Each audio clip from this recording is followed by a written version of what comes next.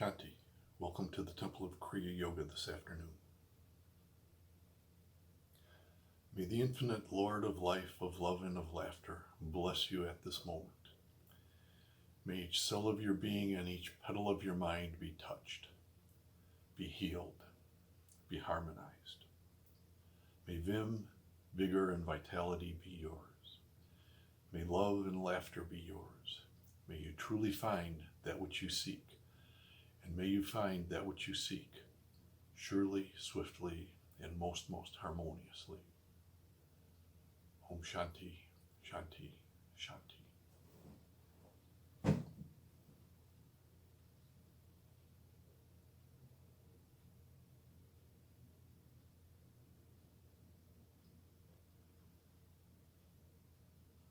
For the noon meditation today, I'm going to be talking about yoga, resonance, and nature.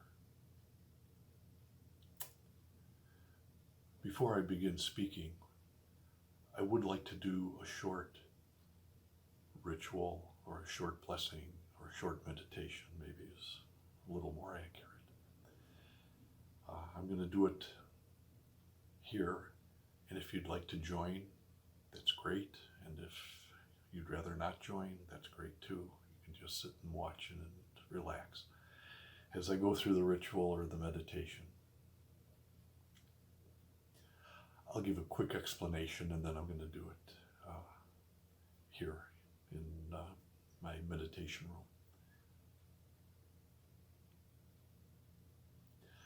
As I begin most all meditation techniques, I turn my head to the left, double exhale, as much air as I can get out of the lungs, I exhale.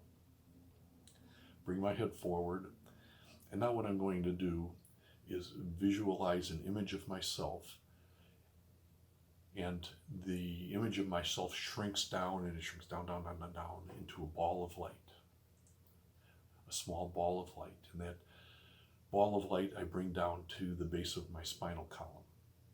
Now, the spinal column is like a hollow tube, like a straw.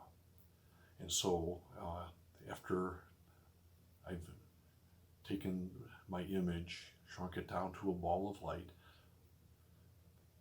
I bring it to the base of the spinal column, and now I can begin inhaling. And as I inhale, I bring that ball of light up the spinal column. And I push it up the spinal column until it comes out of the spinal column. Comes above my head, it comes out of the atmosphere of the earth, out above the North Pole. And when it gets above the North Pole, I visualize that image of myself cupping my hands, forming a cup like this.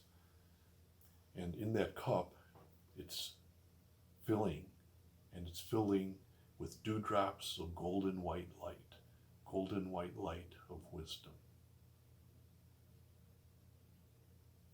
And it fills up, my cupped hands fill up with the light of wisdom, and then I take and I open the hands and allow all that light of wisdom to rain down on the entire earth.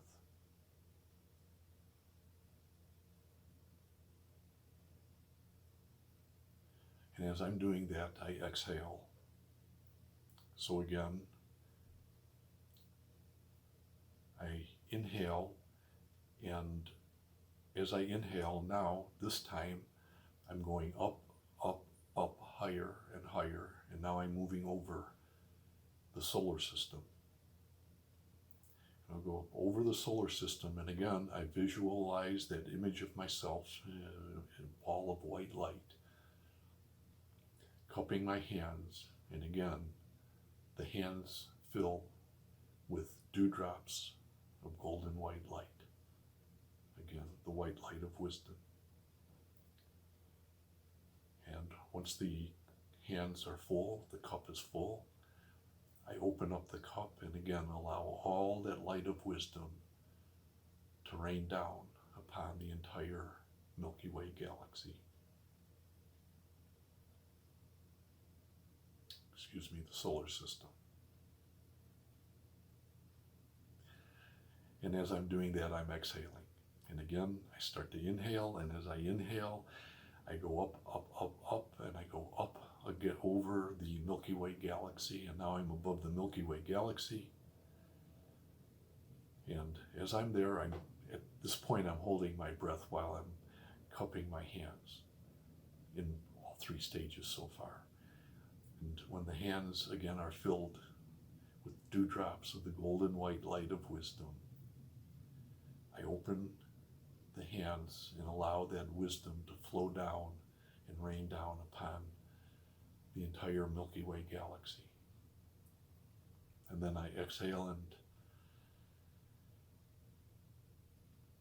after I exhale, I inhale once again, and this time I move up, up, up, up, out of the entire universe. And now I'm up out of the entire universe, and I'm visualizing that ball of light cupping the hands filling with dewdrops of the golden white light of wisdom. And when the hands are full, I imagine them opening up, and all that wisdom comes falling down on the entire universe. The golden white light of wisdom. And I hold there for just a couple moments. And then when I'm done, I visualize myself descending back down. And I descend back down from outside the universe back into the universe, from inside the universe back into the Milky Way galaxy, from the Milky Way galaxy back into our solar system. From our solar system, I come over the earth, and then I come down to the top of my head. And this time when I descend down from the top of my head, I go outside the spinal column. When I went up, I went through the center of the spine, inside. Now I'm coming down, and I do the back of the spinal column until it reaches the base of the spine, where I've completely exhaled. And at that point, I stop and I relax.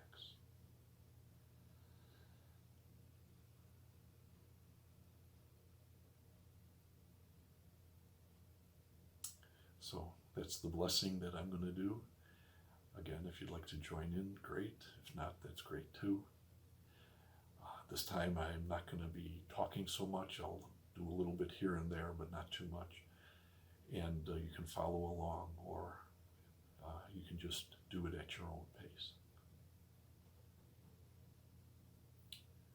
Turn my head to the left, double exhale, bring my head forward, visualize the image of myself moving down into a ball of light, a tiny ball of light at the base of the spinal column, and I begin inhaling and moving up the spinal column.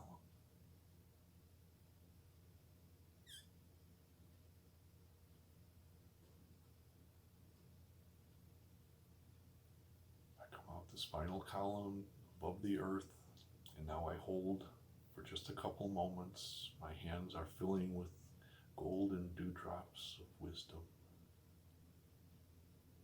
and I'm allowing all that wisdom to flow down over the entire planet. And I exhale. Now again, I'm going to inhale, this time going up over the solar system.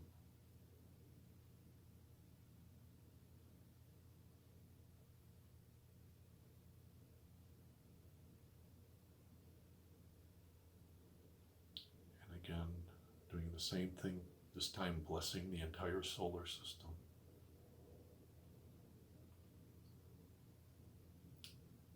Holding and then exhaling. And again, I inhale, this time coming out of the solar system or the Milky Way galaxy, up, up, up.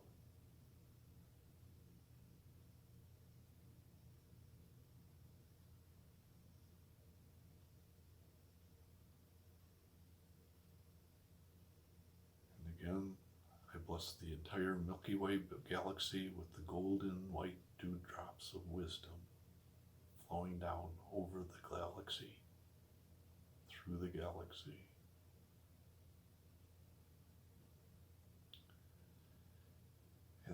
exhale, and one more time, I inhale, and as I inhale, I go up, up, up, and this time I go out, entirely out of the universe. And when I'm out of the universe, I hold for a moment, allowing my hands to fill with golden dewdrops of wisdom. And now this time I bless the entire universe.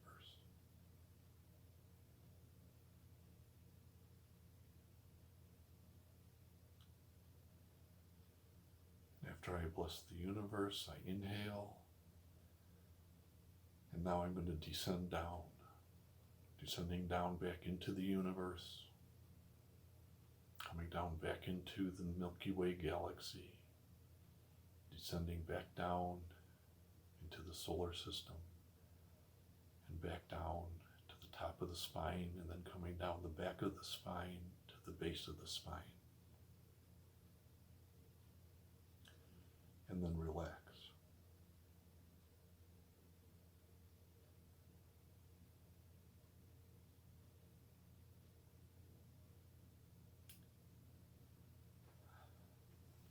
Shanti.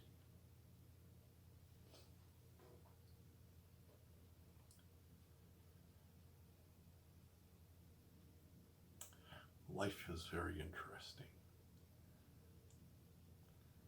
And for many, many centuries and millennia, life has been very, very interesting. Today I'm going to be talking about yoga, and I'm going to be talking about resonance. And in that, within that meditation, I'd like to begin by pointing out that since time immemorial, there's been a battle that has been raging, and the battle has been between mainstream science and religion.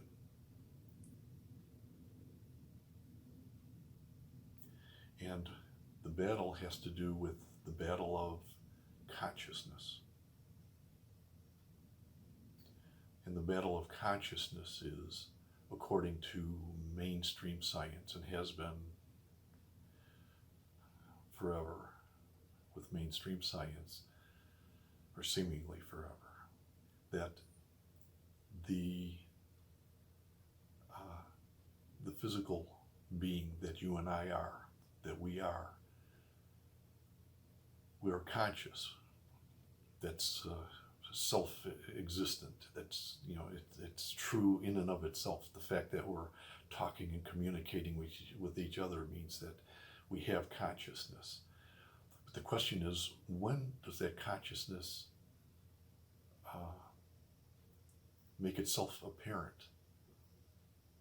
Science says the consciousness enters the physical vehicle, the mind, the body, the mind-body complex, when the being begins, whether they say at the moment of conception or the moment of birth, depending on who you talk to, but let's say the moment of conception. At the moment of conception, that's when the consciousness enters into the mind-body complex of the human being. And that's what the scientists say. And then going along with that, they say that means, as logic dictates, when the physical body dies, the consciousness dies. In other words, we're conscious for a few years or maybe a few decades or whatever the case might be, and then that's it. And then the consciousness dies with the physical body. Of course, in yoga we say no, and actually in religion, mainstream religion, philosophy, that type of thing. If I can package those all together, they all say no. The consciousness that is there before the physical body exists.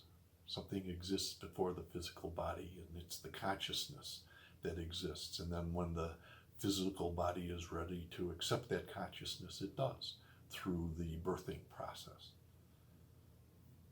And of course, that means when the physical body dies, the consciousness goes somewhere else. It doesn't die. It just goes somewhere else. It exists in a different realm of existence. And that's the religious attitude. In both cases, the fact is it's a power play in terms of religion and in science. They're both trying to,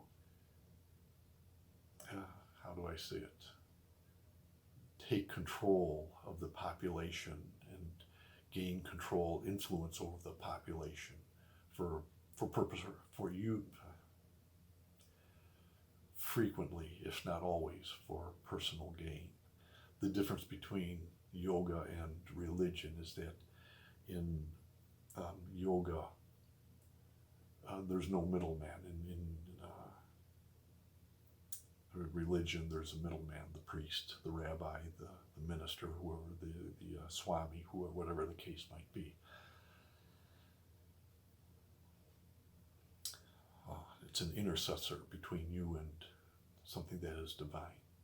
So anyway, that argument's been raging for, like I said, since the beginning of recorded time.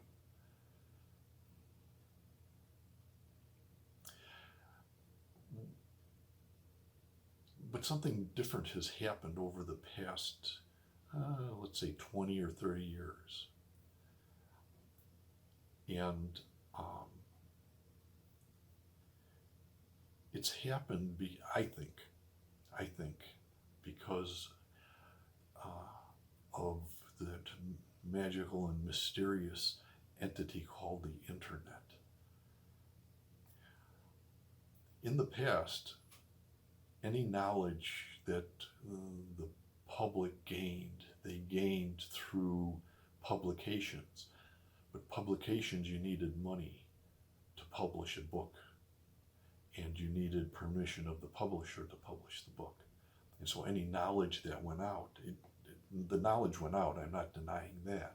However, it was filtered through publishers, it was filtered through scientists, it was filtered through religionists. And with the advent of the internet, that filter disappeared. It's an amazing thing. And because of that, again, over the past 20 years or so, there has been a revolution in science that has been taking place. Actually, there's been a lot of revolutions in a lot of areas where now people were getting information through a filter, through people that had money, power, and things of that nature. That's being bypassed by the internet. I can literally talk to someone on the other side of the world. In fact, I spent a lot of time talking with my wife before we got married. Every night we would talk on the internet for a few pennies. We could talk for an hour, 2 hours, or whatever it was. She's from China, by the way. She's Chinese, so she lived literally on the other side of the world, and I could talk to her a couple times a day. We would talk. And so we're able to gain knowledge, to gain wisdom through the internet and bypass a lot of filters. That's being threatened now. I don't know how much longer that's going to last. The people with the power and the money and the control don't like that at all. They don't like it. And that brings me to one of the points that I'd like to meditate with you this afternoon. I mentioned that in science they talk about the brain, and that the brain somehow obtains consciousness when it first forms, as the fetus or as the baby as it's born, again, depending on who you talk to. And the thing is, what science has been doing is it's been trying to prove its point. Mainstream science is trying to prove that consciousness doesn't exist before you and I exist, or my consciousness doesn't exist before you and I. And that's what the mainstream scientists are trying to prove. The religionists are trying to prove just the opposite. And joining the mainstream scientists are a group, the mainstream religionists are some scientists, some actually fairly influential scientists have joined the religious group in doing experimentation. Actually, this experimentation started last century, maybe early, middle last century and into this century. And it's been doing around the world. And one of the scientists, or there's one group of scientists that did some work and some experimentation, was with the brainwave activity. And they would connect up probes to the brain and then measure what the brain was doing, what kind of impulses were going through the brain. And really, well, it was electrical impulses.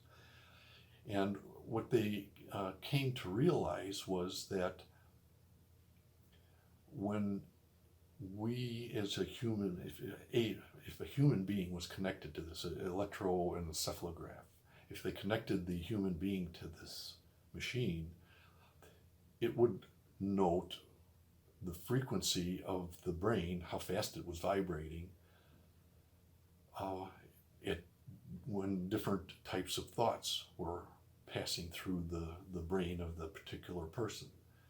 And what they found was that if the person was concentrating on something, like right now I'm concentrating on the meditation, and I'm thinking, okay, what am I going to say now? What am I going to say next? So I'm concentrating. And what they found is that my brain would vibrate at a faster rate. If I sat back and relaxed, I finished the meditation, I'd say, oh, it's over with and now I can relax. They realized that the brain would vibrate at a lower frequency once I went into the relaxed state. They did some more experimentation, and they came to realize that when a person went into a deep state of relaxation, still conscious, but into a deep state of relaxation, that the mind would oscillate, it would resonate at a frequency of about 8 cycles per second. 7.8, I think, is the actual number, close to that. But it was around 8 cycles per second. It's easier to remember. And for the purposes of the meditation, it's good enough, close enough.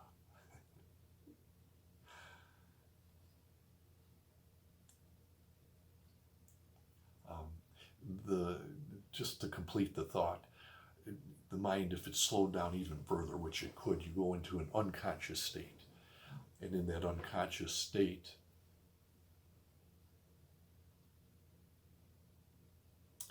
we fall asleep. It's called the sleep state, or they would call it the sleep state.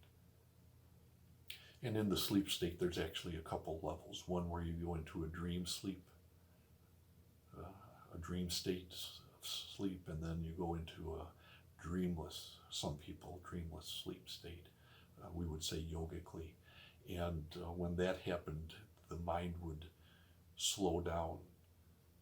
The vibration would slow down close to zero, very close to zero. Just some interesting pieces of information. And that's one of the thoughts, what I've just been talking about for the past 5 minutes or so. That's one particular thought to meditate on, or something to meditate on over in the coming week.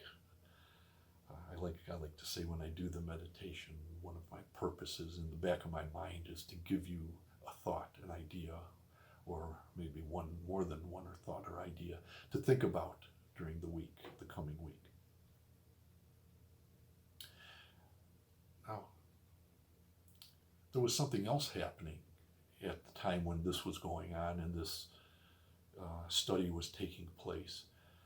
And there were some people who were coming to realize that the earth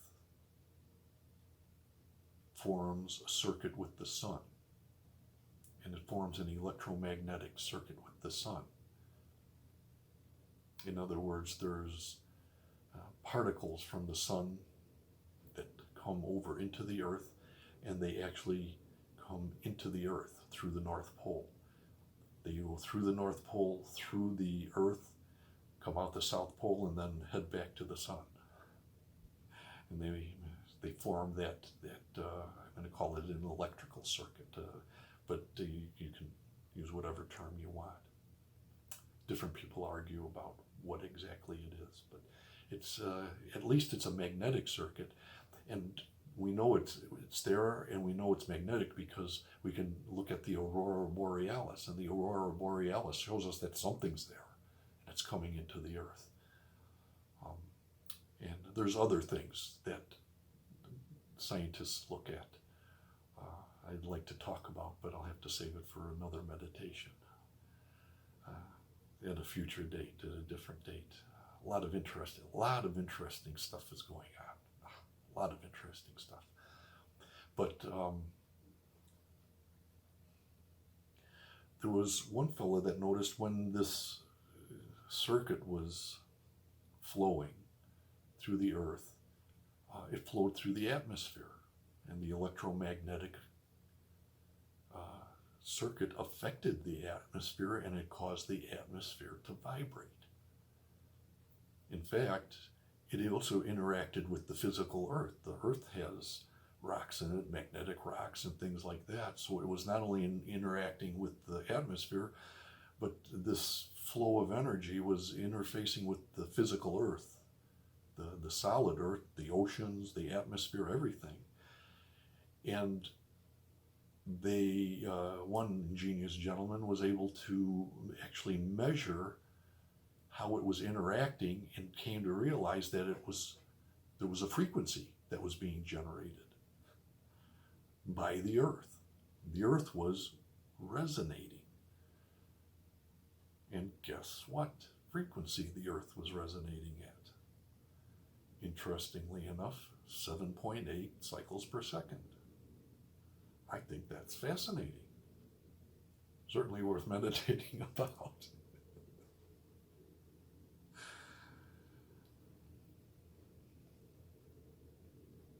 This is science saying this. These are scientists. These are well-respected scientists, most of them. Some of them start to lean towards the religious side of the argument, and so they get ostracized from the community, thrown out. Kind of like Galileo, who got thrown out because he was finding out things that he wasn't supposed. They didn't want him to find out. He was learning things that they didn't want him to know or didn't want people to know. But anyway,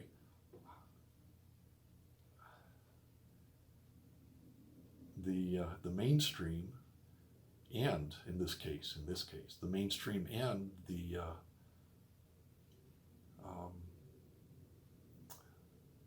non-mainstream scientists agree that the earth does resonate, and it resonates at 7.8 hertz. And if you go into your meditation and start meditating, and you get relaxed, and you go into a deep, relaxed meditative state, you start to resonate, and your mind starts to resonate at 7.8 hertz, 7.8 cycles per second, or it starts to vibrate at that frequency. Now, when you get two things vibrating at the same rate, same frequency, you get a resonance. In other words, your consciousness links in with your resonance, what you're resonating at, synchronizes and links in, resonates with the vibration of the earth. And when that happens, you have an earth awareness. Now, the scientists would never accept me saying this, but certainly in yoga it's accepted, and certainly in mysticism, not just yoga, but all mysticism, it's accepted. When we meditate, we have the ability to become aware of other states of consciousness. Well, one of the other states of consciousness that we can become aware of is earth awareness, earth consciousness. And your consciousness literally, physically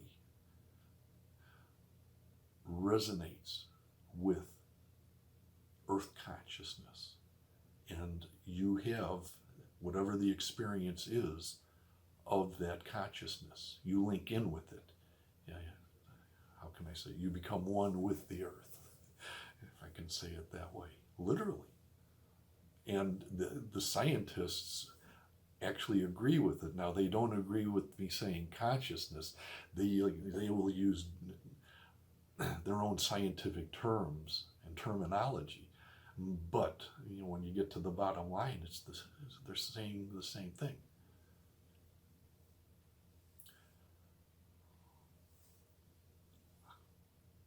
I think that's, like I said before, it's fascinating. Now, you come out of the meditation and your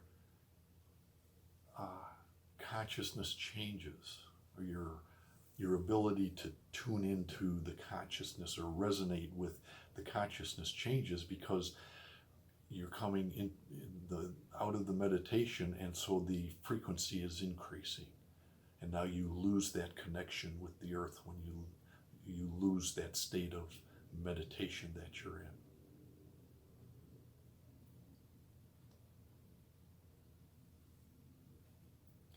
However, you are able to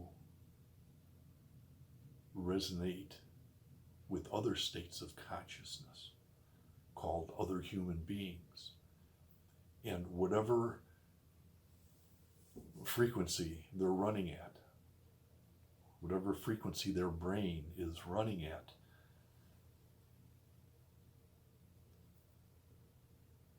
if you want to tune into it and to understand it and to feel it and to be aware of it, what you need to do is somehow get your brain to start resonating, to start vibrating at the same frequency. And if it starts vibrating at the same frequency, you'll connect with that person. And that's actually what happens. Now, all of this is happening that I'm talking about scientifically, and with the acceptance of the scientific community, because they can actually measure it. They have, with their instruments, voltmeters and frequency meters and whatever they have, they can't deny it. Again, they can deny what's the motivating factor. Okay, they call it consciousness, but what is that consciousness? Well, what the scientists are going to say, it's the electrical chemical process, or it's the electrical chemical mechanical processes, and the fluid processes and the systems and all of that. They all just come together to form a vibration, and that vibration is what the body vibrates at. However, they isolate it, and they say you can vibrate at that vibration, and your mind will act this way and that way, and they can predict what it's going to be and what your consciousness level is and all of that. However, they say it is independent of other people. Now, in yoga, we say something totally different. In mysticism, they say solar system, and actually in religion too. They say no. When you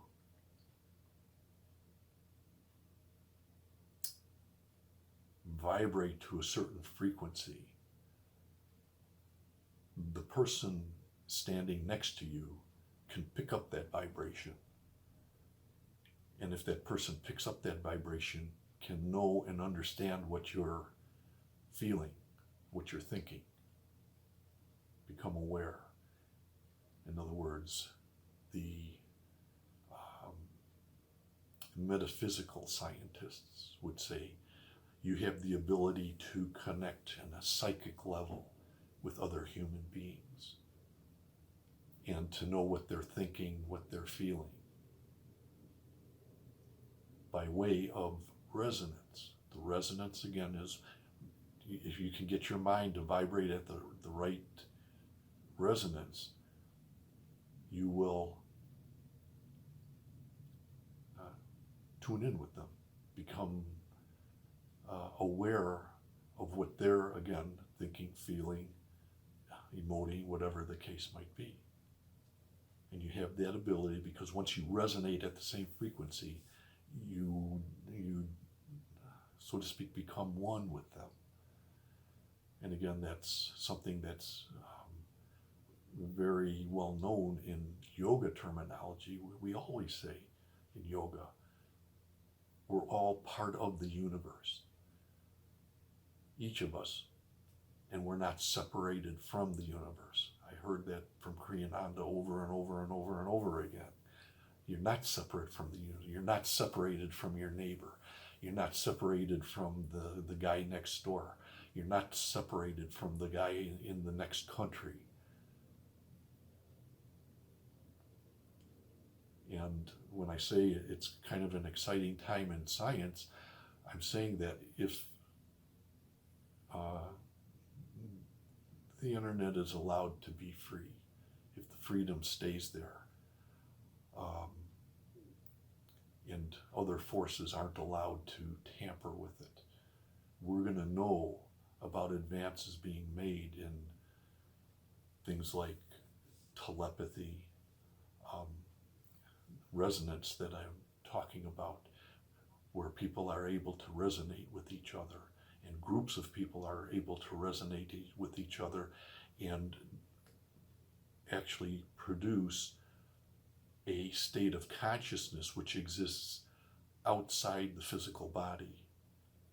And that's one of the other thoughts that I'm hoping to pass along for you to meditate on this week.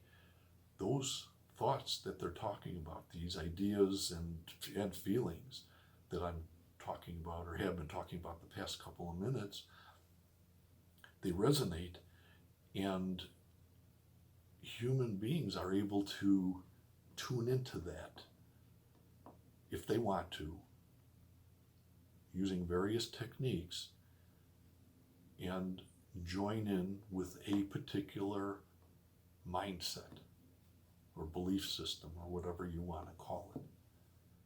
Now, as I'm talking as a student of yoga.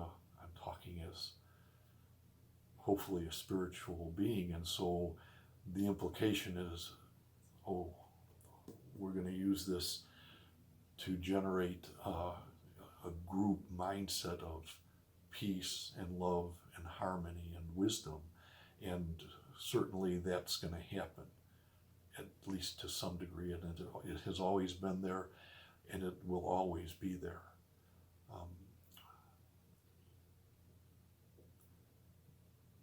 We've been taught, or at least I've been taught or read about and heard about beings, in Buddhist tradition, where you have the bodhisattva principle of that entity being here to help humanity until humanity becomes enlightened, becomes free of earth, of the bonds of earth,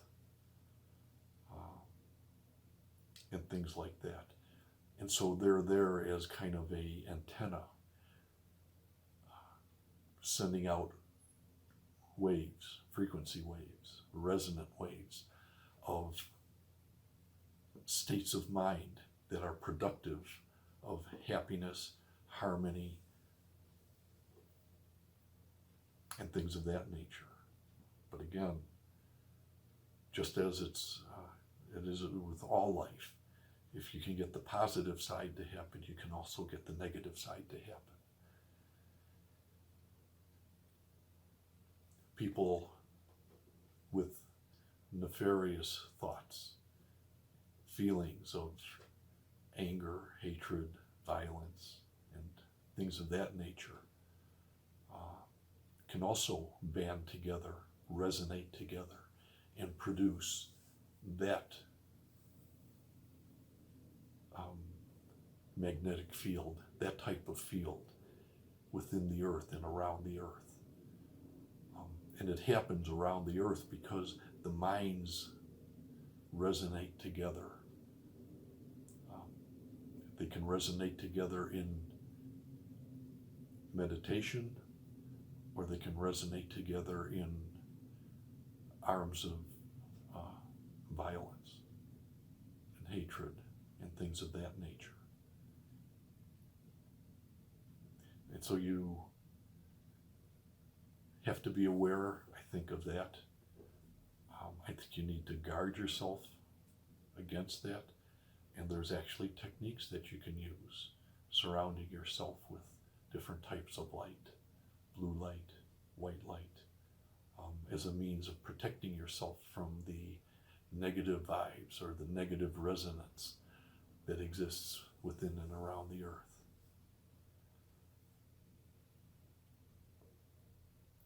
And so, having said all of that, I'd like to close the meditation. Again, hopefully I have given you one or two or three thoughts to think about, to meditate on in the coming week, maybe in the coming month or the coming year. And I'd like to thank you for joining me in the meditation today.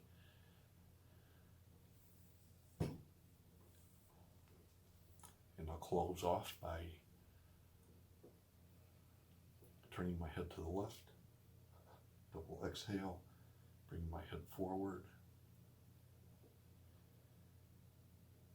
and just relax this time. And if you want, you can relax with me. We're not going to do anything, we're just going to relax into the meditation, or that meditative feeling. 7.8 hertz on your dial.